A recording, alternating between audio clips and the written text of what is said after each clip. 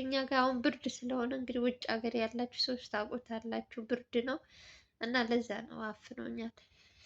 ለማንኛውም ደስ ብሎኛል ጋይስ ለሚኪ ሲል እያልኩ ሁልጊዜ እየተመኘሁለት እንግዲህ ቢያንስ በትንሹ ሰውየው ከዛ ከወጣ ሌላው ደግሞ እንግዲህ ቀስ እያለ ሚኪም የሚስተካከልለት ነገሮች ይስተካከሉለታል። ልዑልም እንግዲህ ካጠገቡ ነው ያለው።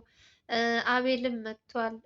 ሁላቸውም አቤል አልኩኝ ብሩክ ማለቴ ነው፣ ሶሪ ብሩክም መጥቷል፣ ተመልሷል። አይታችኋል ወደ ስራ እንግዲህ እንደምንም ተባብረው እንግዲህ እዛ ውስጥ ሚኪን ያስወጡታል ብዬ ተስፋ አደርጋለሁ። ዋናው የአበበ መዳን ነው። አበበ ምንም ነገር ካልሆነ ለሚኪ ምንም የሚያሳስብ ነገር የለም። ትናንት እናቱ ሲያለቅሱ በጣም ተረብሼ ነበር። የእውነት ቢሞትባቸው ምን ሊሆኑ ነው ምናምን እያልኩና ደግሞ ዛሬ ደግሞ ከሐኪም ቤት ወጥቷል። ያው በዓልም ስለሆነ እንግዲህ አላቅም።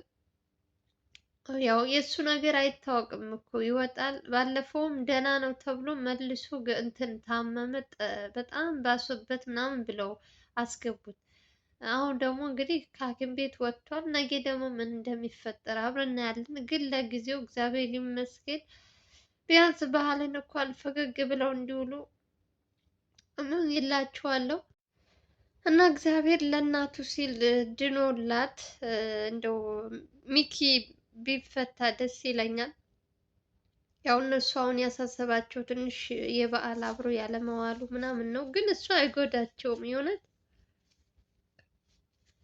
ብቻ ባለበት ሰላም ይሁን እንጂ በዓል አብሮ ስላልዋለ ምናምን ይሄን ያክል ብዙም የሚያስጨንቃቸው ነገር አይደለም። ያው እናት ልጇ ምንም ነገር እንዲሆንባት አትፈልግም፣ ምንም እንዲጎልበትም አትፈልግም። ያው አብራ የለመደች እናት ስለሆነች ትንሽ ከብዷታል፣ ግን ደግሞ ትለምደዋለች ቀስ ቀስ እያለች። ኦሬዲ ዋናው እንትናችን አበበ በህይወት መኖሩ ነው። እሱ አለክ ማለት ሚኪም እድል አለ።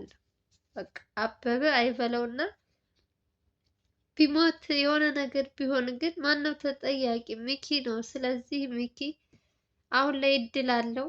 እንግዲህ እንደ እግዚአብሔር ፍቃድ ሆኖ እሱ ደግሞ ፍቃደኛም ከሆነለት ሁሉም ነገር ከተስተካከለ በቅርብ ቀን ሚኪን እንደሚያወጡት እነ ልዑል ጠዋትና ማታ እየሰሩ ጀግኖቻችን እንግዲህ እናያለን። እድሜ ይስጠን። ብዙ ነገር ተመኝተናል፣ ብዙ ነገር አይተናል፣ ብዙ ነገር አሳልፈዋል። የአሁኑ ደግሞ ከፋባቸው። በቃ የአሁኑ ከአቅማቸው በላይ ሆነ እንጂ ከዚህ በፊትም እኮ እንደዚህ አይነት ነገር አጋጥሟቸው ያውቃል እነ ልዑል ብዙ ነገሮች። ግን ደግሞ የአሁኑ ትንሽ የከፋ ስለሆነ ነው እንጂ ለበጎ ነው። እግዚአብሔር ይመስገን። ሰውየው መትረፉ ራሱ ማመስገን አለባቸው። በየጊዜው እንግዲህ በእነሱ በኩል ስንት ሰው እንደተጎዳ እስካሁን ድረስ ታውቃላችሁ። በተለይ በራይል ብቻ ሳይሆን በልዑል ፍቅረኛ በእሷም ምክንያት ሰው እንደሞተ ታውቃላችሁ። በፊት እንደተጎዳ ታውቃላችሁ። የማን ነው የቴዲ እናቱ ራሱ ቴዲ ብዙ ነገሮች ኦሬዲ የሆነ ነገር ሲጀምሩ እነሱ የሆነ ሰው ሳይጎዳ ስራቸው ጨርሰው አያውቁም። እንደው ዝም ብላችሁ ካያችሁ ሁልጊዜ የሆነ ሰው ሲጎዳ የሆነ ሰው እንትን ሲል ነው እናይና አንዳንዴ እግዚአብሔር ለበጎ ነው ብሎ ማሳለፍ ነው። ደግሞ ነገ ደግሞ ሌላ ነገር ነው የሚመጣባቸው። ስለዚህ ሰውየው መትረፉ ራሱ ትልቅ ነገር ነው፣ ማመስገን ነው ያለብን። አብዛኞቻችሁ በኮሜንት ስር ትናንትን በትንትን ባለው በጣም አበበ ላይ እንትን እያላችሁ ነበር። ግን ለሚኪ ሲል መትረፍ አለበት። ልጁ ያለምንም ጥፋቱ እስር ቤት እንዲበሰብስ ትፈልጋላችሁ እንዴ? እኔ እኮ ግራ ነው የምታጋቡኝ አንዳንድ ሰዎች። በልህ እና በእንትን የሚሆን ነገር የለም። ይትረፍና ልጁ በሰላም እዛ እንትን ቤት እንዴ ለአንድ ቀንም ይከብዳል አይደለም። አሁን እኮ 5 ቀን አልሆነውም ሚኪ 6 ቀን ነው 5 ቀን ሆነው። ስለዚህ ከባድ ነው። ምን አይነት እንትን እያሳለፈ እንደሆን ፈጣሪ ነው የሚያውቀው። ስለዚህ ግዴታ ለሱ ሲል መትረፍ አለበት። በዓል አብሯቸው ባያሳልፍም ቀጣይ ዓመት አለ። መጪው ደግሞ ጥምቀት ነው። ስለዚህ ለዛም ከወጣ ራሱ በቂ ነው። እኔ እስካሁን ድረስ ስንት ሰዎች አይቻለሁ። በጣም ብዙ ጨካኝ ሰዎች። የአሁኑ ደግሞ ትንሽ ወጣ ያለ አበበ ደግሞ በጣም የሆነ ጣራሞት ነገር ነው። ገና ከመጣ ጀምሮ ለነ ልዑል ጥሩ ነገር እንትን አላለላቸውም። ካያችሁት ሁልጊዜ እነሱን ለማሳሳት እነሱ እሱ እጅ ላይ እንዲሰነዝሩ የሆነ ነገር ይላቸዋል።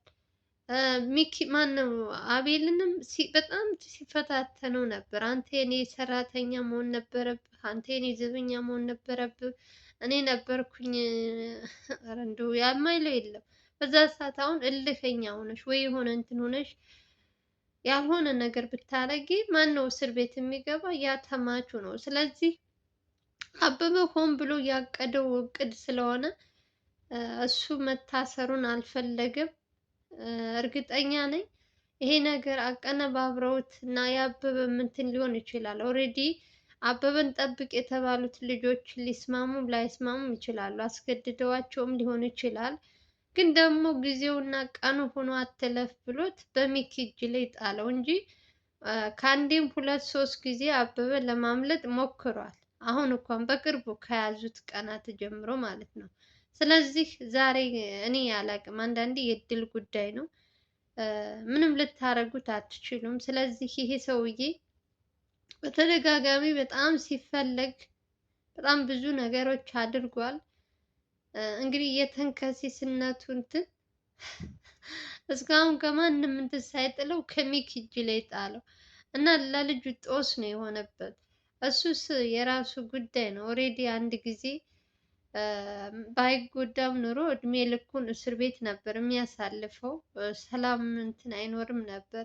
ንብረቱ ምኑ እያንዳንዱ ነገር እየተወረሰበት ያለው ነገር እንደሚወረስበትም ሲነግሩት አብዶ ነበር። በዛ ሰዓትም ሞት ደግሞ ይሄን ነገር እንግዲህ ሆን ብሎ ያዘጋጀውም ሊሆን ይችላል። ሳመልጥ ወይ ይመቱኝና ወይ እንደዚህ ሆንባቸውና እነሱን አሳስራለሁ ብሎ አስቦ ሊሆን ይችላል። ማን ያውቃል? እኔ እንግዲህ ይሆናል ነው። እኔ በእያንዳንዱ ሰከንድ ያበበ ስራ ሰውን የሆነ ነገር ለማስገባት እንደውም ሊያ ትሻላለች ልበል። ሊያና ታምራት እስካሁን እግዚአብሔር ይመስገን ምንም አይነት ችግር አልፈጠሩም ከተያዙ ቀናት ጀምሮ እና ጋይዝ እግዚአብሔር ይመስገን ማለት ነው። እንግዲህ ያው በዓልም ስለሆነ ደስ ብሏቸው እንኳን ይውላሉ ብዬ አስባለሁ። የእውነት አበበ ሐኪም ቤት ሆኖ የሆነ ነገር ሆነ እያሉ ከሚያሯሩጣቸው ወጥተው እነሱም በሰላም ስራቸውን ያው ኦልሬዲ በዓልም ስለሆነ አሁን ላይ ስራም ባይሰሩም ኦልሬዲ የሚኪም ጉዳይም ቢያሳስባቸውም ግን ደግሞ ትንሽ እነሱን የሚያስደስት ነገር ነው ብዬ ነው የማስበው። የአበበ ከሐኪም ቤት መውጣቱ ከማነው ስሙ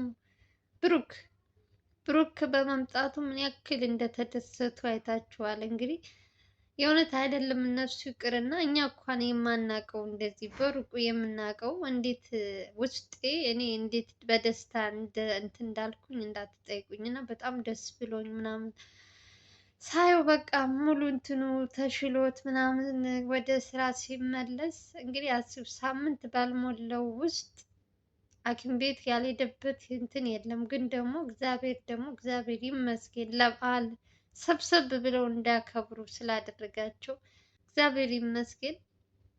ሞር ደግሞ እንግዲህ ብሩክ ቢኖር ማን ነው ሚኪ ቢኖር ደግሞ ደስ ይላቸዋል። እናቱም እህቱም ሁሉም ቤተሰብም። ግን ደግሞ አንዳንድ ጊዜ ያለ ነገር ነው ይሄ ያጋጥማል። የተፈጥሯችን እንትን ነው። ስለዚህ ብዙም የሚያስጨንቃችሁ ጉዳይ አይደለም። በተለይ ተመልካቾች ሚኪ በመጣ ሰዓት ሚኪ ያልኩኝ ይቅርታ፣ በብሩክ ስማቸው በተደጋጋሚ ሚኪ እኔ ብቻ ነኝ እናንተም ናችሁ ግን የሚምታታባችሁ። ሚኪ ብሩክ በጣም እንትን ይልብኛል ሶሪ ብቻ እንዳላሳስታችሁ ብቻ እና እሱ በመምጣቱ በጣም ተደስታችሁ በጣም እልል እያላችሁ ነበረ። እንግዲህ በእሱም ጉዳይ ተደስታችኋል። አሁን ደግሞ እንግዲህ በአበበ ጉዳይ አበበን እንደምትጠሉ ታውቃለሁ። አበበን ቢሻለው ባይሻለው ግድ የለኝም ነው የምትሉት። ግን ደግሞ ለሚኪ ሲል ደግሞ ስለተሻለው እናመሰግናለን። ቀጣይ ደግሞ እንግዲህ ታምራት የተባለው ሰውዬ ከነሱ አርቀው የራሳቸውን ህይወት በቃ ሁሉ ጊዜ እኔ በጣም የሚያሳዝኑኝ ከነገራችን ላይ እንደው በዚህ ስራ የሚሰሩት ሰዎች ከነ ሚኪ ጎጆ ላይ ጀምራችሁ እያንዳንዳቸው ስማቸው ቢጠራ የማያልቁ በጣም ልክ እንደነ ልዑል እንደነ አቤል የሚሰሩ ልጆች አሉና ብዙዎቻችሁ የእነዛም ተመልካቾች ናቸው፣ የነ ልዑልም ተመልካች ናቸው። ሁላቸውንም ታውቋቸዋላችሁ ብዬ ተስፋ አደርጋለሁ እና አንዳቸውም ያገቡ የወለዱ የሉም። ለምን እንደሆን ታውቃላችሁ? ሁልጊዜም ላይፋቸው ምናቸው ቀንና ሌሊት እኔ የሚተኙ ሁሉ አይመስለኝም እኮ አንዳንድ ጊዜ ግን መረጃ ለማምጣት ከክፍለ ሀገር እስከ እንትን የማይሄዱበት የለም።